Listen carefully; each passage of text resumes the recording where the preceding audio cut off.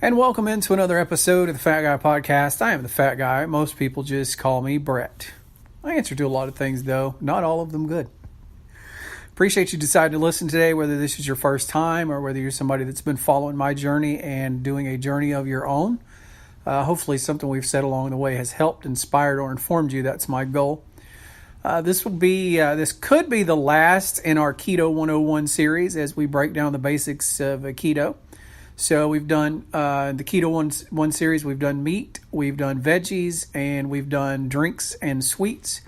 And if you've missed any of those, if you are subscribed in Apple Podcasts or subscribed on your Android device, however you get podcasts, you should be able to just go to the podcast page and scroll back and see it. If all that's Greek to you, then you should go download the Spreaker app, S-P-R-E-A-K-E-R.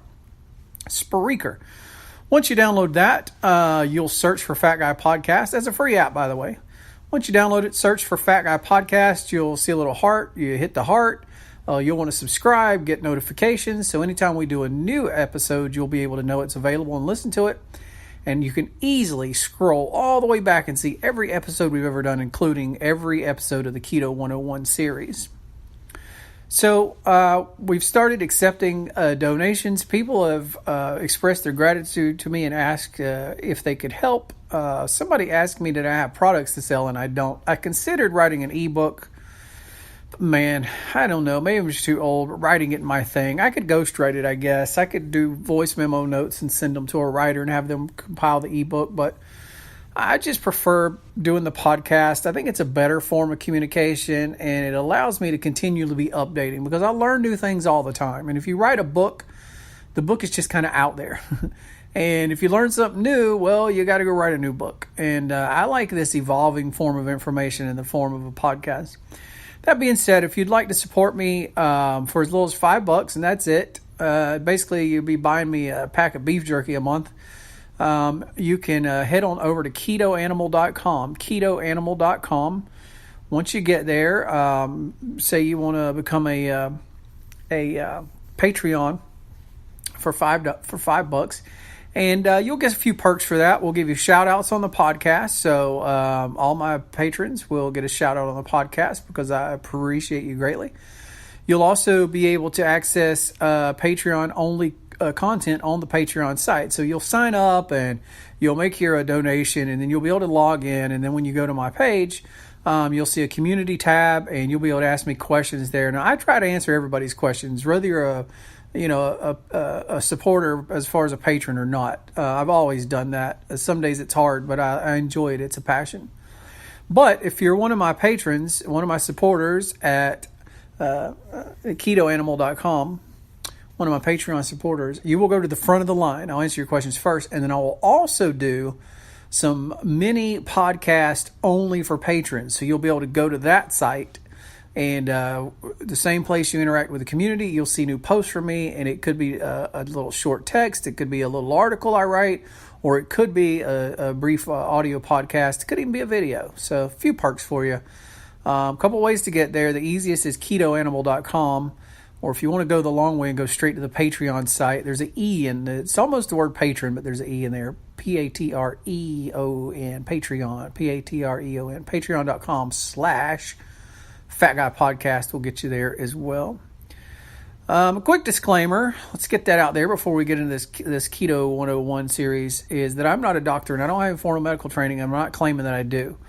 Now, I have studied weight loss, diet, and nutrition for 5 years now, ever since my mom was diagnosed with cancer. I was studying it before that, for about a year and a half before that.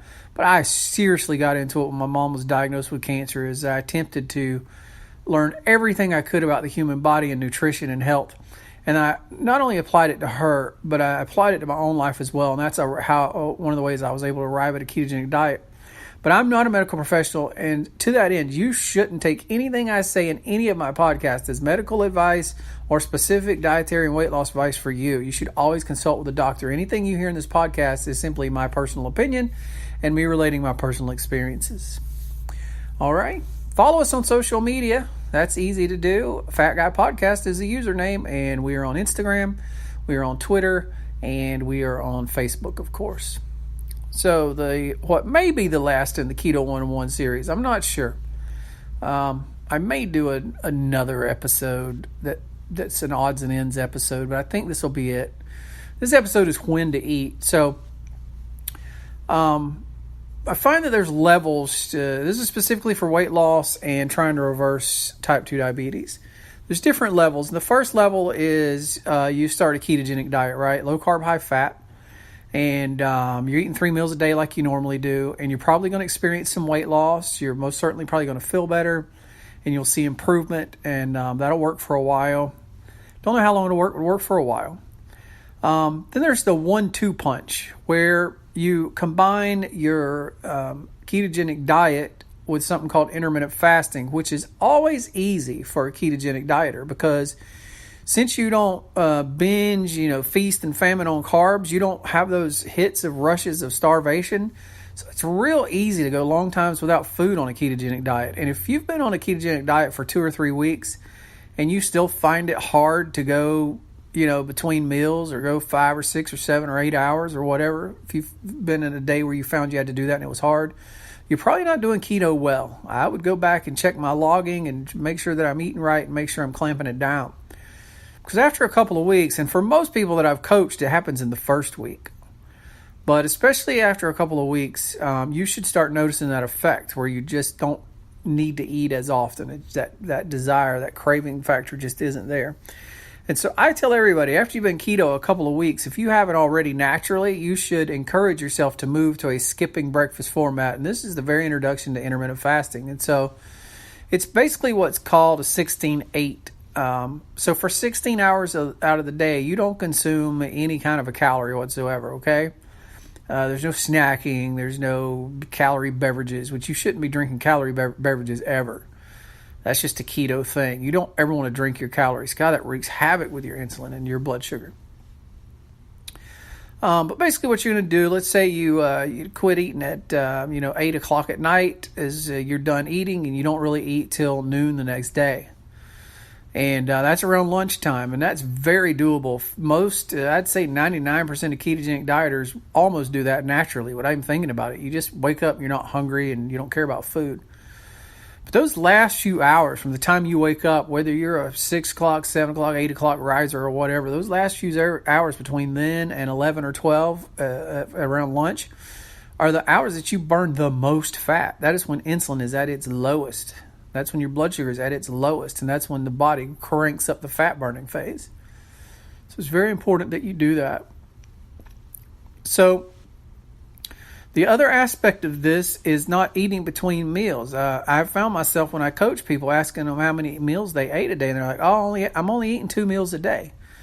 And then when you dig right down into it, you find out that, sure, they're only sitting down with a big meal in front of them at lunch and dinner, but at 9 o'clock in the morning, they're having, some 200-calorie snack. And at, 3 in the afternoon, they're having like a 300-calorie snack. And that's 4 meals a day. I'm sorry. You're not eating 2 meals a day. Anytime you consume calories, you're eating a meal. So there's no snacking, and you shouldn't have a problem with snacking. Well, once you go keto, snacking really should be a thing of the past. So that's the other thing. If you find that you've continued that out of habit, and most of it, 99% of that is a mental thing. You've just always snacked and you feel like you need to snack. I promise you, once you quit it, once you're into keto, you won't need to do it anymore. And so if you've been doing keto a while and you haven't eliminated the snacks, that should be your next step. We eat meals, and that's it. We eat meals, and then we have periods of time when we don't eat, and that's it. That's the way the human body was designed. The human body wasn't designed to snack on food all day. The human body was not designed to have caloric intake every 2, 3, 4 hours.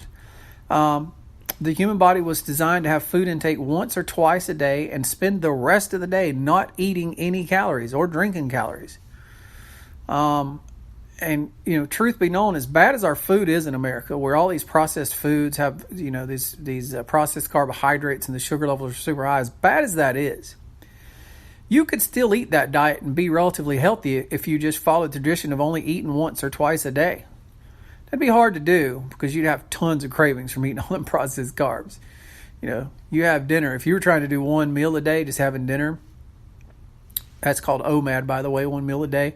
We'll talk about it in a second. If you tried doing that on the standard American high-carb, high-fat diet, boy, 2 hours after you eat dinner, you'd be starving. You'd wake up in the middle of the night starving. You'd wake up the next morning starving. It'd be very difficult to do. But provided you could do it, you'd be relatively healthy because your body would have time to work through all that insulin. Your insulin would eventually get back down to a lower level. It would give your cells a break, and you wouldn't develop insulin. Either you wouldn't develop insulin resistance at all, or you would develop much more slowly than the average person.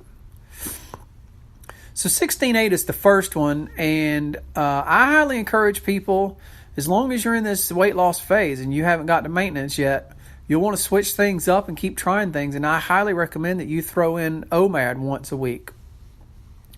And that's a day where you don't eat anything for 24 hours. So when you quit eating, tonight, you have your last meal at 7 or 8 or whenever it is. You don't eat again till tomorrow night at 7 or 8. You go 24 hours. And if you think about it, that's really only like 4 hours longer than you normally go if you're doing 16-8. It's just 4 more hours. There's nothing to it. You throw one of those in a week, okay? You do that, you're really going to ramp up your weight loss. So your goal should be to be doing 16-8 every day. That's the goal you want to get to. You want to be nailing the ketogenic diet. You want to be really good at that. You want to be to the point that hunger and cravings isn't really a problem for you. And then you want to move to 16-8. And then you want to start throwing in 24s once a week. You know, I always like to do it on Monday. Like my last meal Sunday night, I always like to start it then and start back and eat 24 hours all the way to Monday night before I eat. And then the rest of the week do 16-8.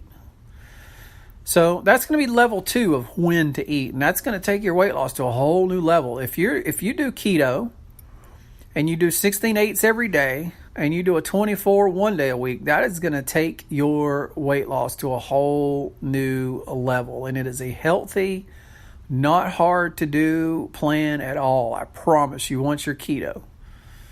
Now, your carb eating friends will think you're insane and they won't understand how you go that long without food because they're addicted to sugar. And just like a meth addict's body screams out for meth every few hours, their body's screaming out for sugar every few hours. So the last level, I'm not going to recommend extended fasting because I think you need to do a lot of research on that. You need to know what you're doing, and I certainly wouldn't want to be responsible for anybody saying I led them in that direction. But if it's something you've ever thought about, look, get online and do your research. There's a lot of good information out there.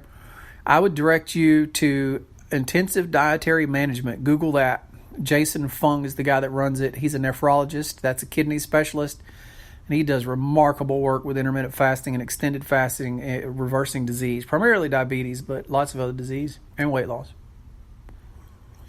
So the next level and the last one that I would recommend that I do is what's called the every other day fast. So this is like taking the 24-hour to the next level. So in our previous example, we were saying one day a week, you might, Sunday at 8, you might want to go all the way to Monday at 9. So once a week, you're getting 24 hours. This every other day would extend that. So Sunday at 8, you would stop eating. You would go all day Monday without eating, go to bed Monday night and sleep, wake up Tuesday, skip breakfast like normal, and then Tuesday at lunch, you would jump right back into it, and that would get you to around 42 hours. That is a massive, huge weight loss strategy. You will take your weight loss and the health of your body and the reversal of insulin resistance and the reversal of type 2 diabetes to whole new levels. Okay? So a quick medical warning here. I want to add to my disclaimer at the beginning. You shouldn't take medical advice from me, okay? Always consult a doctor. But if you're a type 2 diabetic, I want to warn you, if you try this level of fasting, okay, really any level of fasting that's more than a few hours, whatever medicine you're used to taking, you're not going to need as much of it. So it's going to be very important that you are doing lots of tests, way more than you normally do. You got to stay on top of that blood sugar. But if you do this, especially, you go 42 hours without eating, you are not going to need that insulin, or you're not, whatever. If you're taking different pills or whatever, you are going to have to stay on top of that because your blood sugar will get low.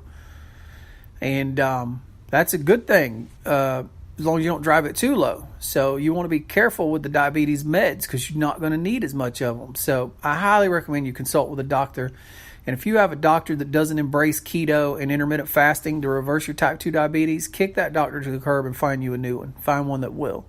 And if you ultimately can't find one anywhere, that company I mentioned before, Intensive Dietary Management, they have a program where they will coach you online, and you will be in the hands of high-quality professionals who do this every day with patients.